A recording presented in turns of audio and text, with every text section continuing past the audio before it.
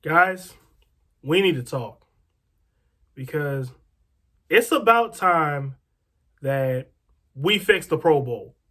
So, how do we go about doing that? Let's find out. Sports Zone. Chased down by Beal in the corner for three, gets fouled and hits. Welcome to DC. Walker tied him out. You know where you're at, the USA cap. You're taking it slightly, I'm taking it slightly. Now how you gon' act on you gon' be right back. Well, we gon' be right here, we gon' be right here. We ain't going nowhere. Welcome to DC. DC, the home of Chuck Brown. Oh, you don't know the sound? Well, let me break it down. Before we get into that, let's fully explain everything wrong with the Pro Bowl. So, the Pro Bowl is supposed to be a celebration of football, the NFL, and what makes the NFL great. But yet, the Pro Bowl every year brings us a lackluster product. This year it was touch football and no effort given by any of the players whatsoever on that field. And really, I don't think any of them actually wanted to be there. And it doesn't help matters that fans already view the Pro Bowl as, hey, here's all the teams that didn't make it to the Super Bowl. So in other words, fans see this as the consolation bowl, the not good enough to make it to the Super Bowl, the loser bowl. That's how fans see this. And to put out that type of effort, and I use that term loosely, the league has a serious problem with this game. And it's sad because being named to the Pro Bowl is a great honor. That means you were one of the best players in the league at your position. That's why me and all my fellow Commanders fans, we were all happy for Jonathan Allen when he made it in. Although the helmet thing, we'll touch on that too at the end, because this is mainly about how to fix the Pro Bowl. But here's 3 ideas that I have to fix the Pro Bowl. All right, so for a couple of these ideas, I will be borrowing from other leagues' all-star games, so keep that in mind. Idea number 1 is I'm pulling from the NBA on this one. So the NBA had a similar issue with players not really putting forth any type of effort in their all-star game, and that was becoming unwatchable.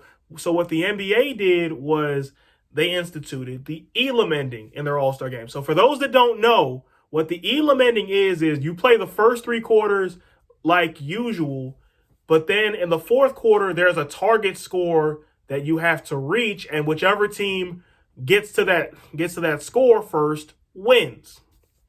So for the NFL, I don't feel like the Elam ending, like verbatim, would be practical for their Pro Bowl. So instead, what I do is you play the first 3 quarters like usual, but then the 4th quarter it switches to an overtime format, an overtime style format, in a sense where if whoever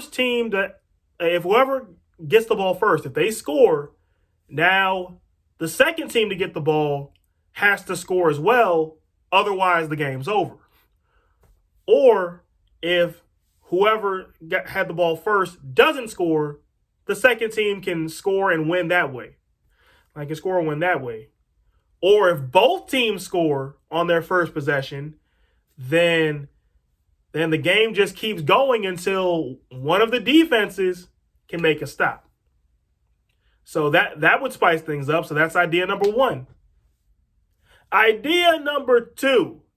This is something the MLB used to do in their all-star games. They don't do it anymore, where whichever league won the all-star game got to host the World Series. I say we try something similar for the NFL, and where whichever conference wins gets to host the Super Bowl in the next season. I say we at least give that a try. That would incentivize players from all 16 teams or all 15 teams that actually go to the Pro Bowl that play in that game. That would incentivize them to go full out with the idea that, hey, the Super Bowl might be in your stadium next year. And the most beautiful thing is all 30 stadiums will be in play. All 30 stadiums will be in play. So there's no real reason for anybody on any team to not give it their all, you know? But we could at least try that. Idea number 3. Now, here's something the NFL started on this year, but I feel like they could go a little bit further with it.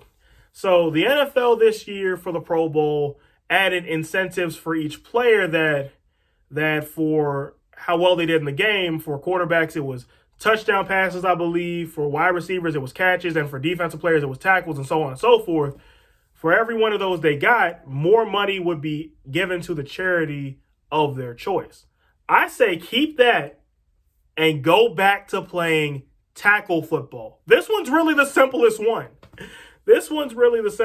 Go back to playing tackle football because it's like, yes, I know that the players don't want to get hurt. I know the league doesn't want these players to get hurt in the All-Star game, in the Pro Bowl, because they view it as a meaningless game, which, by the way, is another problem. And I'll touch on that when we wrap this up. But the point is, I know players don't want to get hurt, and we as fans don't want to see them get hurt. But at the end of the day, a lot of these dudes haven't played a game in a couple weeks, if not a month. And none of these guys will play a meaningful game again until September, 7 months from now. So that's plenty of time to rest and recover and be back in time for week 1. Probably in time for training camp too. So going back to tackle couldn't possibly hurt. Long term, it can't hurt. And now here's where I kind of tie everything up in a nice little bow. So I touched on it earlier how the NFL views this game as a meaningless game, essentially like a preseason game. But that could not be farther from the truth. Because I've said it earlier, the Pro Bowl is meant to be a celebration of football. We're supposed to see these guys going in, giving 100%, making spectacular catches, like the pad popping hits and all that. Because I remember growing up seeing Sean Taylor lay out that Bills punter in the Pro Bowl, and that's what I want. That's the energy I want to see from the Pro Bowl, man. That's the energy I want to see. So, and I don't think there's any reason why the Pro Bowl can't do that, why they can't get back to that.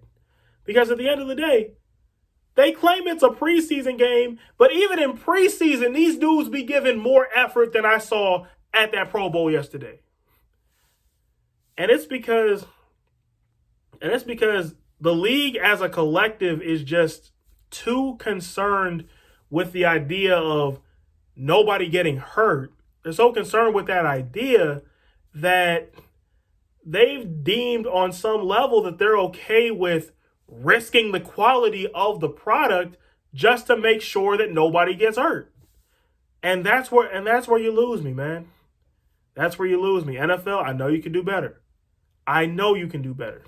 And the last thing I'm going to touch on is Jonathan Allen's helmet. See, at first I was confused as to why for those that don't know, he actually wore his Washington football team helmet and not the Commanders helmet. From what I'm hearing, either him or the Commanders wanted that Commanders helmet in the game, but the league basically said he made the Pro Bowl as a member of the football team and not the Commanders. So the helmet he'll wear is the one for the football team and not the Commanders. And that's an issue, and that's another issue right there with the NFL, where you missed a prime chance at marketing the next chapter, in your league, because this was a perfect chance to showcase the Commanders helmet. Honestly, I would have gone with the burgundy one, because with the burgundy one, it would have been more clear which team he plays for, because the logo is right there on the side of the helmet. But this was a perfect chance to be like, to trot out that helmet and say, hey, we're all new in 2022. Washington finally has a new name, the Washington Commanders. So how is that going to look? How is the field going to look? What are the fan base going to look like? We're gonna have all these answers and more for you in 2022. Like, get excited for the Commanders. Get excited for the 2022 season. Boom! Here's a new helmet you've never seen before. They had the perfect chance to do that, and they fumbled. Long story short, NFL, do better. Do better. We know you can, and we deserve better.